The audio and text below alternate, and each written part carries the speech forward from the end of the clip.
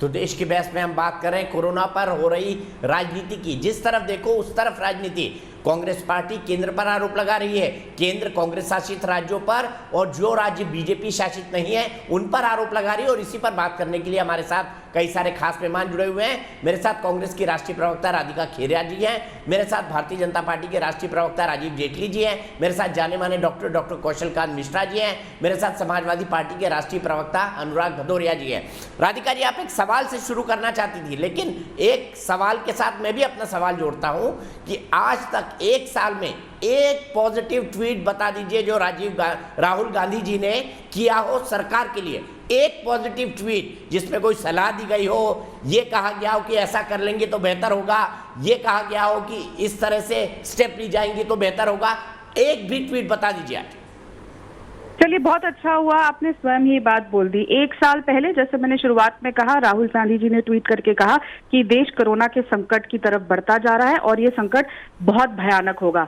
जवाब में क्या हुआ? हमारे केंद्रीय स्वास्थ्य मंत्री अपना काम छोड़ के ट्रोल मंत्री बन गए और मजाक उड़ाना शुरू कर दिया कि ऐसा कुछ नहीं है, कोरोना कोई महामारी नहीं है, कोई इमरजेंसी नहीं है। सबने देखा उसके बाद क्या हुआ। फिर जब हमने वैक्सीन को लेके सवाल उठाए और बोला कि आपको बाहर से वैक्सीन लाने पड़ेंगे, हर चीज बोली, तब फिर सारे केंद्रीय मंत्री उठ के आ गए, स्मृति ईरानी जी आ गई, सब आ गए, सब ट्रोल मंत्री दोबारा बढ़ गए। आप ये छोड़िए, देश के पूर्व प्रधानमंत्री वैक्सीन की ऑथेंटिसिटी पर सवाल उठाया था, आपको याद होना चाहिए।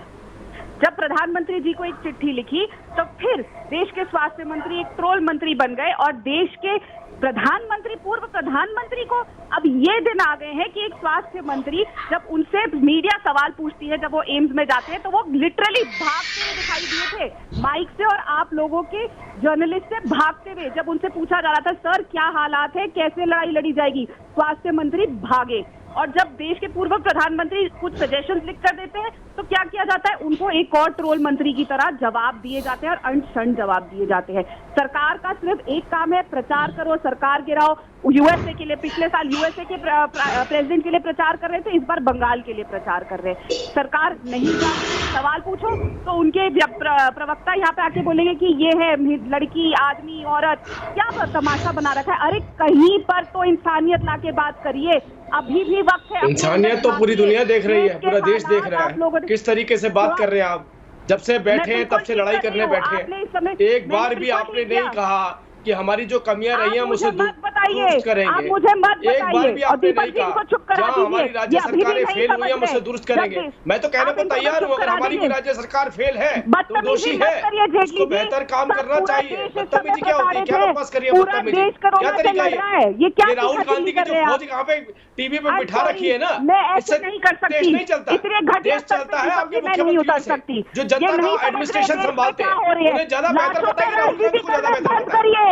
आपको राहुल गांधी से पूछिए जाकर के, भाई अपने मुख्यमंत्री से पूछिए, अपने मुख्यमंत्री से पूछ के आया करिए जब डिबेट में बैठते हैं तो। ये राहुल गांधी से पूछ के मत आइए केवल। एक बार फिर इनका अहंकार देखे, दिखाइए ये सरकार कितनी असंवेदनशील है, कितनी अहंकारी है। अभी भी हर सवाल राहुल गांधी ने ये नहीं किया। आप तो कब्रिस्तान में उस कंकाल को ढूंढ रहे हैं, राहुल गांधी जिससे उनकी राजनीति मरी थी, उस कंकाल में भी शायद कोई ना कोई जीवन बचाओ राजनीति का।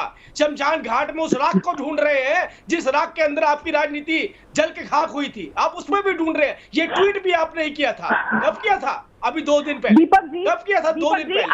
राहुल गांधी ने 2 दिन पहले कहा था शमशान और कब्रिस्तान। क्योंकि ये अभी भी नहीं समझ रहे हैं कि देश किस स्थिति से गुजर रहा है। कोरोना से, अरे आप मर रहे हैं और ये यहाँ चिल्ला रहे हैं। मैं इस शो पे नहीं बैठ सकती। I am sorry, Deepak ji, मैं ये शो छोड़ के जा रही हूँ।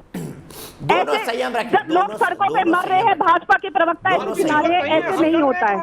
आई एम सॉरी, ये अभी भी नहीं समझ रहे हैं। लोगों के पास ऑक्सीजन नहीं है दिल्ली में लोगों की जाने जा रही हैं, स्टेट में ऑक्सीजन नहीं जा रहा है। महाराष्ट्र में जब ऑक्सीजन की कमी थी तो मुख्यमंत्री साहब ने जब फोन उठा के प्रधानमंत्री जी को फोन किया तो वहां से जवाब आया, प्रधानमंत्री जी अभी महाराष्ट्र में कितना वैक्सीन, कितनी ऑक्सीजन खराब करी है, महान है, मालूम है आपको? महाराष्ट्र ने तो मजाक किया था कोरोना को, उतर आए हैं, मजाक किया था। मैं सीधे अनुराग जी के पास चलता हूँ। अनुराग जी, सारी गलती हमारी है। आज थोड़ा डिफरेंट करते हुए एक पॉजिटिव सजेशन दे दीजिए राजीव जेटली जी के लिए, योगी जी के लिए। सबसे सबसे पहला सजेशन दीपक जी, इन लोगों को संवेदनशीलता लानी पड़ेगी। पॉजिटिव सजेशन ये है के लिए रहना कि आपने नहीं, मैं अनुराग से सवाल, अनुराग जी से सवाल। एक मिनट राधिका जी, देखिए दीपक जी, आपने देखा होगा कि एक गोरखपुर की महिला जिससे आपने पूछा था, उसने साफ साफ कह दिया कि ये जो सरकार है 1 साल से कोई प्लानिंग नहीं की इसने। हमने नहीं कहा, आम जनता ने कहा। और कहाँ की? गोरखपुर की, जहाँ से मठाधीश आते हैं, जहाँ के मुख्यमंत्री जी हैं, जिनका मठ है वहाँ पे, वहाँ से आते हैं ना मुख्यमंत्री जी। उनके यहाँ की महिला क्या कह रही है? कह रही है कि ये सरकार 1 साल से प्लानिंग कर लेती तो शायद लोगों की जान बच जाती। यही मैं जेटली से कहूँगा, आम जनता की आवाज़ है, मुख्यमंत्री के गृह जनपद की आवाज़ है कि अगर आपने सही समय पर जनता के लिए सोच लिया होता, ये अहम निकाल के बाहर रख दिया होता और जनता के बारे में आपने अगर सोचा होता, तो आज शायद लोगों की मौतें नहीं होती, लोगों की जान बच जाती। आप यहाँ बैठ के दूसरों को गालियाँ देते हो, आप ये नहीं सोचते हो कि जितना आप बोल रहे हो उतना आप बीजेपी का सत्यानाश कर रहे हो। आप, जनता आपको सुन रही है, जनता सोच रही होगी कि कैसे प्रवक्ता है ये, कैसे मोदी जी ने अपने प्रवक्ता रखे हैं, कैसे बीजेपी ने प्रवक्ता रखे हैं, जो जनता की आवाज को नहीं सुन रहा है। मेरी आवाज नहीं है, अभी तक आपने जवाब नहीं दिया। अभी आपके सामने उस महिला ने बोला, महिला ने बोला है, उसका तो सम्मान करो, मेरा सम्मान करो मत करो, मेरा सम्मान एकदम मत करो आप, लेकिन उस महिला का सम्मान करो जो अभी बोल रही थी वहाँ पे। अनुराग जी, मैंने आपसे एक पॉजिटिव सजेशन मांगा था, सजेशन दीजिए। अगर तैयारी कर ली तो शायद लोगों की जानें बच जाती। सुन लीजिए जेटली जी, आप दूसरों को बोलते रहते हो, खुद नहीं सुनते हो। टीवी के ऊपर अरे सुनिए, खुद सुनिए। और मुझे लगता है अगर जरा सी आपके अंदर में मानव धर्म बचा है, मानव नहीं दे रहे डॉक्टर मिश्रा, अनुराग भदौरिया पॉजिटिव सजेशन नहीं दे रहे, कैसे देखेंगे आप इसको? जनता सुन रही है और जनता बीजेपी को गाली दे रही होगी। आप तो बोल रहे हो लेकिन जनता बीजेपी को गाली दे रही होगी कि कैसा प्रवक्ता भेजा है जिसके अंदर संवेदनाएं नहीं है, जो महिलाओं का भी सम्मान नहीं कर रहा, आम जनता का भी सम्मान नहीं कर रहा है, और यहाँ पे बैठ के दुनिया भर की बात है। कमाल है भाई, आपकी फेलियर की वजह से, केंद्र सरकार की फेलियर की वजह से। और यहाँ उत्तर प्रदेश में तो बीजेपी की सरकार है, यहाँ पे क्या हो गया? यहाँ लोग क्यों मर रहे हैं? चलो आप कमा लिया दिल्ली, आप बार बार दिल्ली, छत्तीसगढ़ भाग जा रहे हो, राजस्थान, उत्तर प्रदेश में किसकी बताइए? एक भी सजेशन नहीं दिया अनुराग भदौरिया ने। आरोप पर आरोप, क्या होना चाहिए इस वक्त? आपने मध्य प्रदेश में क्या किया? आपने गुजरात में लगातार वहाँ लोगों की मौतें हो रही है, ऑक्सीजन नहीं मिलने से हाथ मचा हुआ है, लोग रोड पे भाग रहे हैं, लोग बदहवास हैं, लोग अपनी भीख मांग रहे हैं कि मुझे जान मिल जाए। हो गया। सिर्फ डॉक्टर मिश्रा की आवाज प्लीज।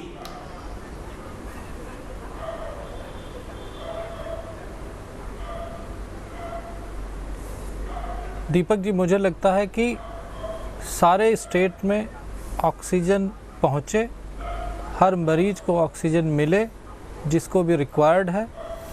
ये काम सेंटर का है, उसे करना चाहिए। साथ में मेरा अपने साथी डॉक्टरों से अनुरोध है और हेल्थ केयर स्टाफ से अनुरोध है कि ऑक्सीजन चूँकि अभी कम है तो उसका यूज़ जो करे जुडिशियसली किया जाए, लेकिन ऑक्सीजन से पहुंचाना हर मरीज़ तक ये केंद्र सरकार की रिस्पॉन्सिबिलिटी है। दूसरी चीज़, जो दवाएं कम हो रही हैं उन दवाओं का प्रॉपर डिस्ट्रीब्यूशन हो, हॉस्पिटल के अंदर सारी दवाएं पहुंचें।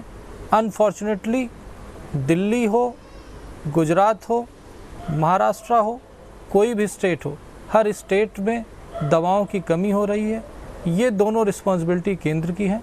इसके अलावा पहले से चीज़ों को प्रीएम्प्ट करके स्टेट गवर्नमेंट को रिस्पॉन्ड करना, केंद्र के साथ कोऑर्डिनेट करके चीज़ों को पहले से मंगाना, ये रिस्पॉन्सिबिलिटी स्टेट गवर्नमेंट की आती है। और जब भी पेंडेमिक की सिचुएशन होती है, ये हमारा देश ही नहीं, चाहे अमेरिका हो, चाहे फ्रांस हो, चाहे ब्रिटेन हो, सब में इसी तरीके से पॉलिटिक्स हुई है। क्योंकि डिमांड ज़्यादा है और सप्लाई कम है। अल्टीमेटली अगर जिस स्टेट को लगता है कि जैसा कल हमारे प्रधानमंत्री जी ने कहा कि माइक्रो लेवल पे अगर उन्हें लगता है कि किसी शहर में, किसी ज़िले में, किसी प्रदेश में ये लगता है कि वहाँ पे चीज़ें मैनेज नहीं हो रही हैं, तो वहाँ पे लॉकडाउन लगना चाहिए। और इसके साथ साथ मैं देश की जनता के साथ ये रिक्वेस्ट करूँगा कि आप याद कीजिए, आज से 1 साल पहले एक जनता कर्फ्यू लगा था, उस समय लॉकडाउन नहीं लगा था, जनता कर्फ्यू लगा था। प्रधानमंत्री जी ने अपील की थी और हम लोग अपने घरों में बैठ गए थे। उसी तरह के एक आह्वान की ज़रूरत है, वो कहीं से भी आए, किसी से भी आए। कल प्रधानमंत्री जी ने उसको थोड़ा सा टच किया था कि हमें ज़्यादा सेंसिटिव होना चाहिए, कोविड एप्रोप्रिएट बिहेवियर करना चाहिए, अननेसेसरी भीड़ नहीं लगानी चाहिए। उसका आशय मैं ये मानता हूँ कि कि वो जनता कर्फ्यू की बात कर रहे थे कि जनता खुद डिसिप्लिन में आए जिससे कि ये क्राइसिस कम हो। अदरवाइज आप जिस तरह से देख रहे हैं पक्ष विपक्ष इसी तरीके से टीवी पे बैठ के मुर्गे की तरह लड़ेंगे और हम लोग मरेंगे।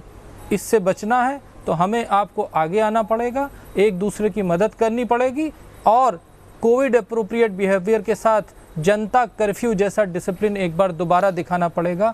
अननेसेसरी हमें बाहर न निकलें जिससे कि इस कोरोना की महामारी। हमने सवाल पूछा था क्या इस मुद्दे पर राजनीति हो रही है, 91% दर्शक बोलते हैं हाँ इस मुद्दे पर राजनीति हो रही है।